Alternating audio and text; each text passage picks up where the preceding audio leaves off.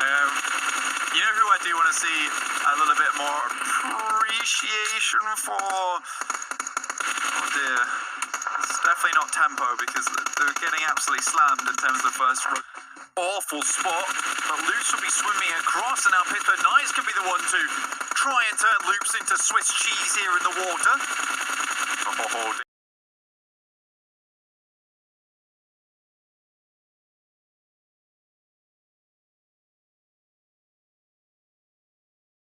well, and Tribe haven't had the best of days, but the past is in the past, and the moving hand hath writ, and having writ moves on. We'll see what they're able to transcribe for themselves into this game. Hang on, I'm sorry. Yes. That was very convoluted, and somehow you made it work. And I'm not sure to be confused or impressed at what you just did. So I will take impressed to start off with. But yes, Loops versus Try. Now that's what I'm looking forward to here on Bootcamp. And if Loops are taking anything from what they've played before, where they had fantastic success from very aggressive plays, we are definitely going to see them go over towards Bootcamp this game. Do you need me to break it down for you a little bit more, Blank? Is that... Look, it's the tinge of the north. It's the tinge of the north coming on. All right. Well, let's see where the first circle goes. We're going to get a little bit of a kinder position. I mean, generally in Sandhawk, these early drops don't... You can pretty much go anywhere all the time, and the first circle is almost always rotatable. So, yeah, again, just a pretty nice circle, although Quarry does feature pretty heavily, which is kind of that main feature that you're very worried about in terms of this rotation. Yeah, because it kind of funnels you into an awkward spot, because you can't really go through Quarry unless you're absolutely certain there's no one else rotating through there. This time, Tribe are like, well, Loops can have Bootcamp. We, on the other hand, will try it out in Paradise Resort. So it looks like they've put their losses here, instead of taking Loops, who we all know are extremely fearsome on in Bootcamp, towards Paradise Resort. Instead, Team Queso doing exactly what they usually do, which is take a 4-man split here, loot the compounds towards the north side of Bootcamp, maybe have a cheeky peek in, and then make their way onwards from there. They're in a decent position. They can move all the way up to the eastern side, rotate past Camp Pong and Cave through to Camp Charlie, but it will really depend here on the next circle drop. There's a lot of split drops coming out here so far, Blank. I mean, you've got Inshama, you've got Omen Elite, you've got Ace 1, you've got B4, and to an extent, you've got XQ as well as Lazarus, all splitting up, and Cult 2 as well. That's like 6-7 teams that are not landing together. It feels like we're now getting towards the stage where people have claimed areas and are more willing to branch out and get a little bit better spread, and in fact, give themselves better control of that. Yeah, because as soon as you're suited and booted, then you can actually use those boots and get moving, right? If you're in a spot where you're still looking for loot at the beginning of the game, it becomes more difficult to say, well, we can go that way because we now have time on our hands, whereas if you're still messing around, you're like, well, we actually can't go down there because most likely someone's already rotated and is now lying in wait for us. I am interested to see what happens here. I think the desk is completely right. This is it's an exciting map. I know a lot of people are like, Sandhawk is messy. I love the mess. Like, give me more of the mess here. This is what I want. It looks exactly like my room, you know. It is how it is. Proper Mooney, Wormtail, Padfoot and Prongs there. Messes abound. We'll see what sort of a mess we're going to have to tidy up after this one. Yeah, because it's us that have to go in the map, John. We have our full gear on with our brooms. I mean, we exist in the virtual world, Blank. I mean, that's that's what it is. We've got our Calaris, our central AI, and then of course we're just the cleaners at the end of the day. Well, yeah, after the matches are done. You know when you guys don't see us on the analyst desk, the only reason we're not on the analyst desk with the other two fantastic boys there is because we're actually in game, sweeping up after all the mess that all the players have caused. How do you think all the crates get picked up after the game? Who do you think does that? It's us. It's us. It's me. It's Blank. Tough job. It's Byfield. It's Dukes. It's Dave. You know, we're putting in those shifts. Putting in the hours. All right. You've got to appreciate us. We never get enough appreciation, Blank. Isn't that right? So correct. So correct. You know who I do want to see a little bit more appreciation for? Oh dear. It's definitely not tempo because they're getting absolutely slammed in terms of the first rotation they made. I think this is the first time they go out early once again. Spec very low. Yeah, they have only lost one, so it is definitely redeemable, this situation. Yeah. They'll have meds, they'll be able to get back on board, but it's a knock to the confidence, if nothing else. Yeah, it's definitely a knock to the confidence. Tempo, though, will probably move away from this one. You'd half expect. Specs in a bit of an awkward situation. He's behind a tree, doesn't really have too much cover around him in terms of hard cover, that is. But he's just going to try and get out of the way as soon as possible. XQuest Gaming is the team I wanted to talk about, John, until we were rudely interrupted by gunfire, which is not unsurprising on Sandhawk, where, like we said before, it gets very, very... a lot of aggression, a lot quickly, right? But yeah, XQuest Gaming, I want to see them do well in this game. We know how good they can be in firefights. They seem to be dropping the ball in the other games today, though, so I don't know if they're just having a bad day. Maybe something's going wrong for them. But we'll see how they do on Sandhawk, because I think this will be a clear indicator, because this map will showcase their best skills first. Speaking of showcasing, I'm looking for Team Queso to continue to have a little bit better impact into these fights moving forwards. I mean, I said I wanted to see them frag out. They did pretty decently last game, although their westerly rotation on Miramar didn't pay off that well. So, in fact, maybe going for those fights wasn't the best idea for them there specifically, but here on Sandhawk, it's all about those fights. Yeah, well, they made the fourth. Ooh, Spec gets a shot in the bum there and will immediately fall to the ground. Very, very painful. Certainly is. And Nunes continuing to just push out wide. HH24, he has been knocked before, so they did get that res off, but Tempo right now really struggling. Cooking a nade for Nunes around the side. Launches it out to behind the rock, and it lands. So much damage, but not quite getting the knock. Rain tries to pop up to guard those flanks and protect HH24. Just a little bit of a bad trajectory, a bad cook there on the nade, but the next one should be able to find it. Rain getting pushed back behind. Another nade over the top. This one will land, but the heel was there. HH24 survives to live another day. And Nunes really playing with fire there. Oh, no. Zero will hit the next. Immediately tries to go for the pre-fire, and HH24 did like that play. Only one bandage in the basket for Tempo right now on one player remaining up top. He's going to have to do a lot of work here. There's four lads in front of him, only one a knock, so 1v3, and Nunes will finish Spec. And here comes XQ.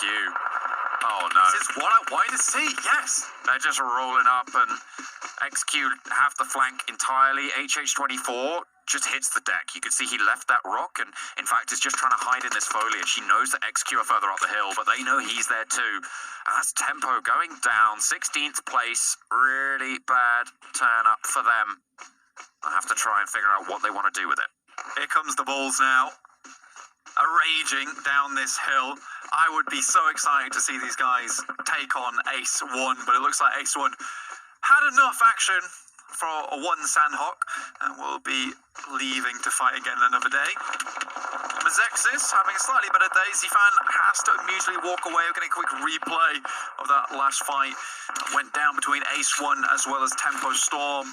Just kind of methodical from Ace1. They had the immediate advantage when they caught Tempo rotating, and then some nice movement to get themselves in position to find those off angles. So very well played to Ace1.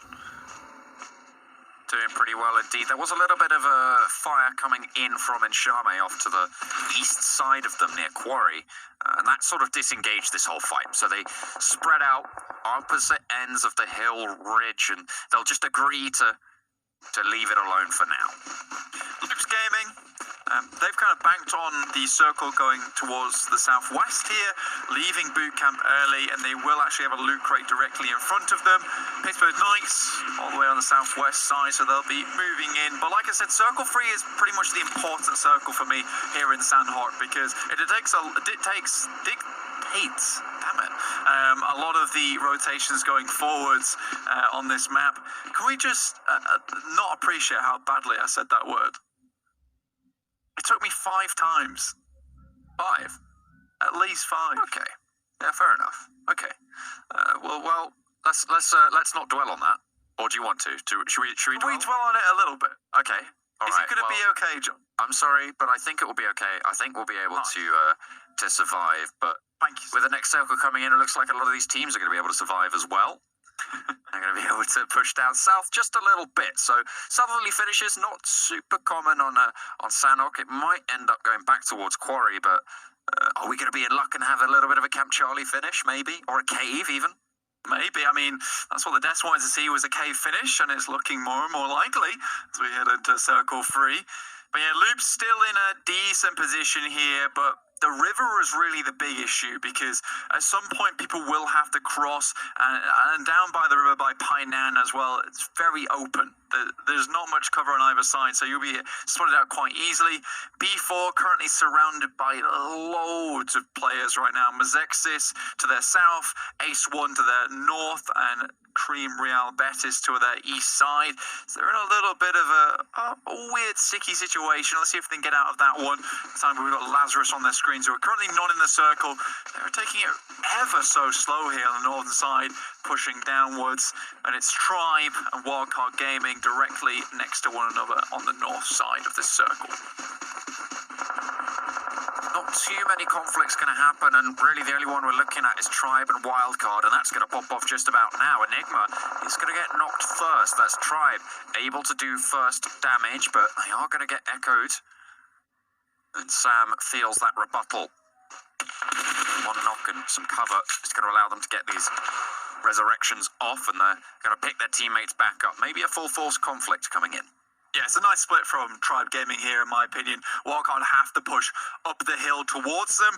Tribe Gaming are holding within the circle, and really there's not a lot of hard cover other than these rocks. So for Wildcard to move through here, they've got to use the cover of the trees. But with the split that Tribe have got right now, they've got a lot of intel. What they've got to be careful of is that making sure one of the two-man units doesn't go, that both of them don't go down. So I'm hoping to see only one person peek at a time.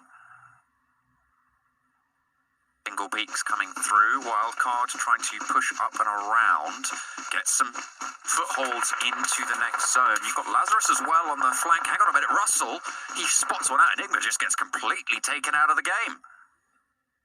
That's a long-range shot coming through from Russell there. We've seen how fantastically he did in the scrims. Well, he's showing up towards the PMPL as well right now, so it's good to see. But Wildcard now trapped between the Devil of the Deep Blue Sea, Tribe, Lazarus surrounding them. Well, maybe Wildcard have bit off a bit too much here. A difficult spot for Wildcard. They're pretty split up. Spring will struggle to regroup with the rest of his team. As you can see, Tribe posted up on a ridgeline just straight in the middle of that rotation. He's hit the deck, he's behind a rock, but he's going to have to move soon. However, so will Tribe. And the rest of the Wildcard team, they need to push out past Lazarus. And the next circle's coming in, so the longer all these teams hold here, basically choke holding one another, the worse it's going to get, because they will have to move. The circle will start to tick for a lot. So we head into circle number 3. Loop's just holding strong still towards the southwest. So his next one circle goes towards the eastern side, and again zones in on the cave.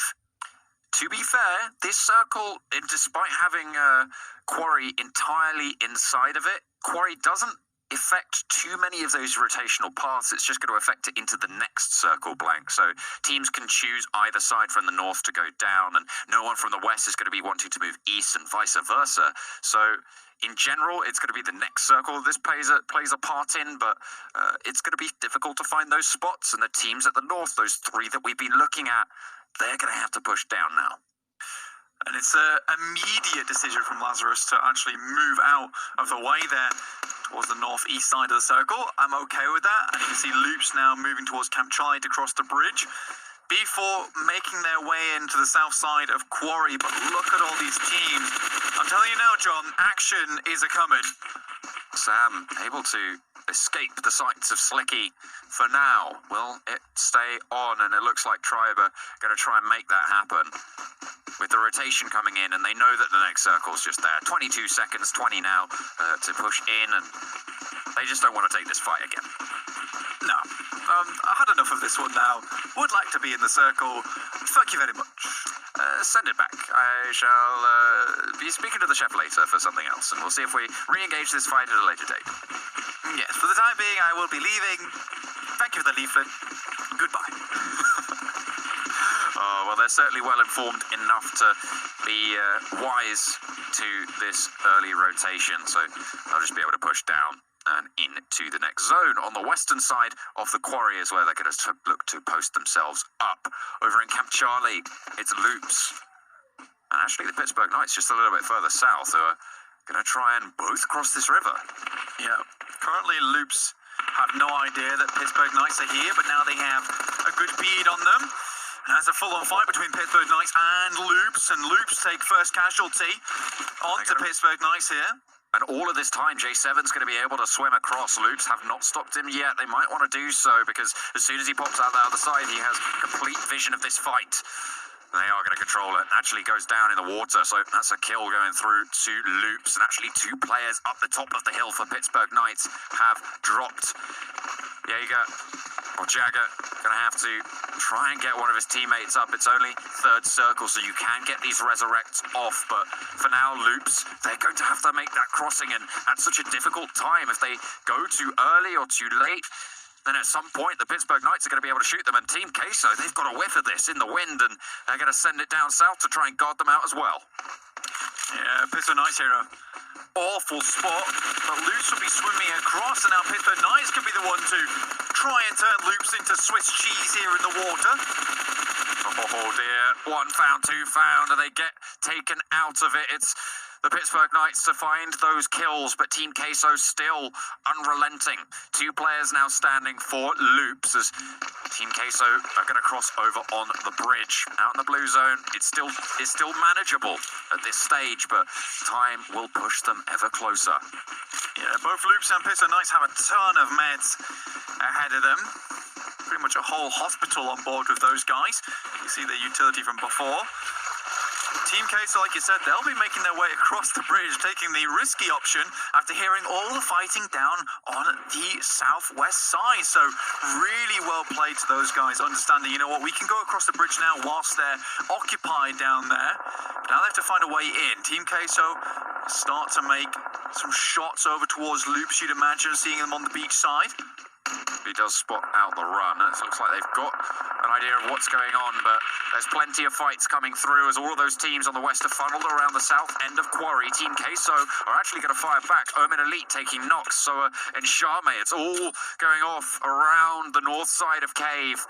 There's so many hills and such vast differences in height that there's so many high grounds to worry about.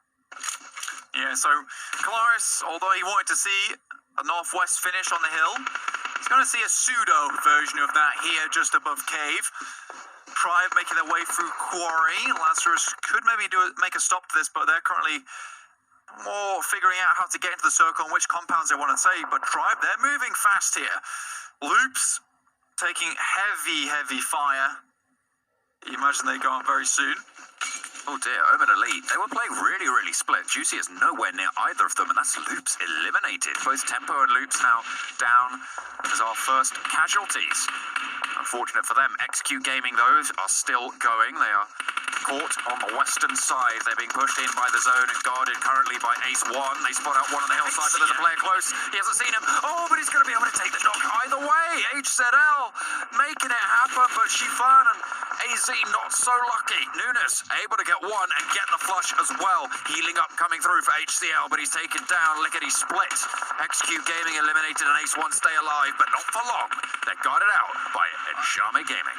Extremely good fight from XQ Gaming. They were severely on the back foot there as they walked in, and HCL able to get an easy headshot into the player who was lying prone, but wow, things are really starting to pick up here on Sandhawk towards the end of the game. Team Queso Marco just outside of this shack, jumps over the vehicle, may have just juked the player outside Levi. In comes the nade that will force the run out.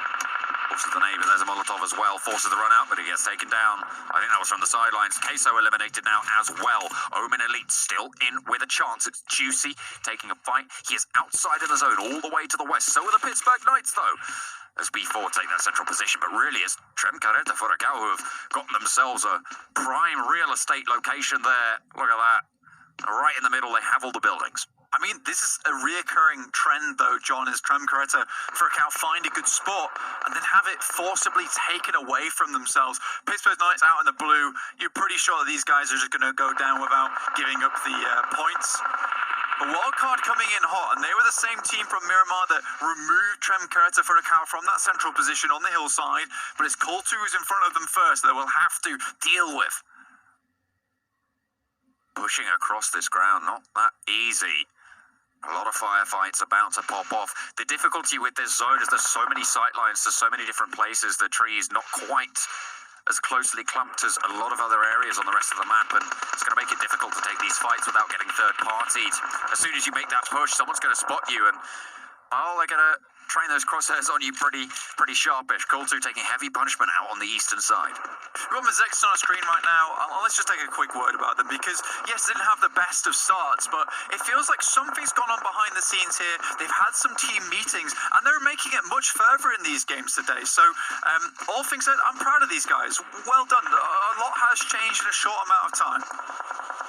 Tribe Gaming as well picking up their pace into Sanhok. They are on the northern side and in fact have quite a decent push into the next zone. Wildcard still going on. We've seen them in multiple different fights so far, but Call 2 now up to bat, and seems like they're not going to be able to do too much. But Slicky does go down. It's traded out, and just Aesor left standing. They're in risky business. Oh, they get wiped. Call 2 go down, and Cremery Albetes plays spoiler to Wildcard. They do, John. Trem-Kereta in such a good spot. Well, they have to move out. Tribe made the risky option of moving through the quarry. And damn, that is a good spray from Enshami Gaming from across the map. Oh dear, oh dear, oh dear. That's going to be Mazexus falling down, but they make it all the way into 7th place, which again, given their record, that's better than they've been doing so far, so we'll see what more they can do. Cremery Albetis, 4 players still standing. The same story for Enshami Gaming. And they are both towards the southern half of this next circle. Hugely open ground here. Escanor just peeks to the side of this smoke, trying to gather as much information as possible, but it's Cremery Albetis making the march up towards Trem-Kereta for a cow's position. All hell's about to break loose. Goodness me. And Enshami, they will not stop here. Lazarus feeling the pain as Doc falls as well, but they are getting traded back. B4 putting up a valiant effort to keep themselves in the running. They're playing currently with just one player. He's out in the zone as they do find their second last going down. Cremery Albetis have the bead on it. Trem-Kereta for a cow on that push out are getting spotted out as well, and it's Cremery Albetis controlling these fights, but they lose 2, another get knocked as well. Mantos from the sidelines trying to do a lot of work. It'll get quite a bit done. However, both of these squads now have to regroup, and this is the chance for the northern area for Enshami as well to get some ground into this next circle. Big thing here is Cremery Albetis will get a double resurrection, so they'll have 4 members as opposed to the 2 from Trem-Kereta for a cow, as there were 2 knocks and only 1 player alive. Enshami Gaming, though, still in this game, being a real nuisance to these teams on the top side are currently fighting. Excellent nade comes over the top from Cremery Albetis, and all things considered, this team is still very much in the running here. With all 4 members alive, they've been able to dissuade Trem-Kereta for a cow, but Lupita, he's pushing. B4 finally eliminated. 5 teams now left standing. Lupita locks the nade over the top, looking to try and displace them. 2 kills for 2 knocks found, and another one from a secondary fight. Lupita pushes in, looking for the micro Uzi. Will want the spray, spots all 3 players down on the floor. The 3rd is behind them, and they are going to get the knock. Cremery Albetis stay alive for now, but for how long can they keep going? Let's try on the northwestern side, and Nitsu still holding on to the ghost. Will not give it up just yet. Paris Boy trying to make the push, but as Trem-Kereta for a cow backing him up, lobs the nade out. That's the Molotov there to try and send the burn in, but it's the bullets that are going to do the majority of the damage for now. 3 players standing. Garcia looks for the shot, trying to peek out wide around the rock, and Enshami wants to get this flush. They'll be able to do it. They're continuing to push up the hill now. 2 versus 2. The spray is there. Enshami look to close it down, but Cremery Albetis, they have the player in the grass. It's Nitsu trying to hide it out, but no, he gets spotted, and it's Enshami Gaming to win out on Sanhok. Top as Tribe and XQ are up there with 188 points each, but of course those kill points here